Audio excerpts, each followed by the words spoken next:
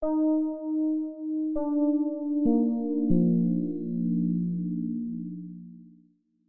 not enough for me to be able to take it out of the bill simply because of the needs of our community are too great for a technicality.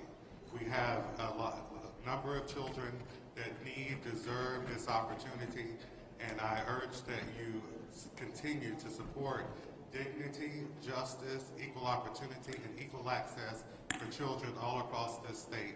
We have had a good bipartisan bill, and I will respectfully disagree with my co-sponsor, Representative Haynes, in speaking against his amendment.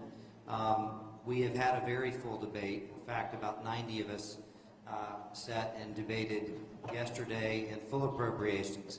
This is after a full debate in our House Education Policy with public folks speaking, two separate meetings. We also debated in Ed appropriations, and we will debate here again. So I think we have had a full and fair debate, and to my other co-sponsor, Representative Brandon's point, this is about providing opportunities for students. Let me say a couple things to reiterate some points that were made yesterday. I said three things that I will reiterate again, which is this program saves money. Having opportunity scholarships will save the state money. It improves public schools, and it improves, most importantly, improves student outcomes, which is what we should be about.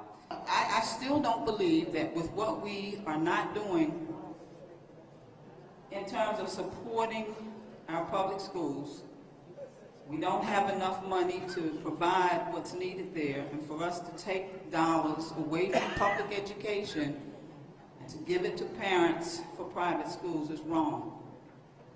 But I think when we talk about these children who are disadvantaged and who need opportunities, all children need opportunities.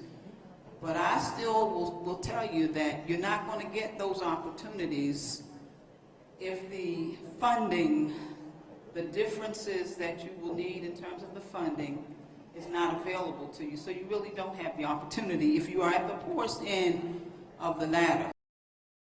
There is a wide difference between having a choice to go somewhere and having a quality choice. And if you look at the Florida experience, with all due respect to Representative Bryan, it is entirely a mixed bag. There are some parts of Florida where the voucher may be used at this point moderately successfully, although not many in my view.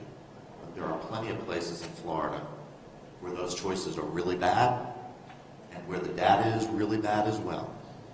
And if you look at Milwaukee and Racine, which have the largest experience with this, you'll see that 3 weeks ago the test scores came out from both districts, and both of those test scores showed that the voucher kids formed statistically substantially below their counterparts in the public school system.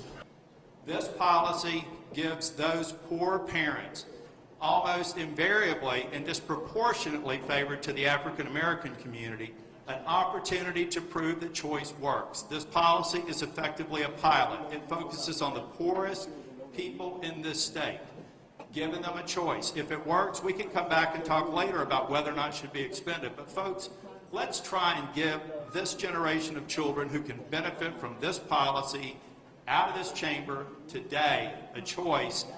Let's continue to work on public schools that deserve our attention, that deserve our focus, that deserve increased funding, deserve more flexibility to do great things they're already doing. But let's vote no on this amendment. Let's move forward on doing something very different for the children of our state.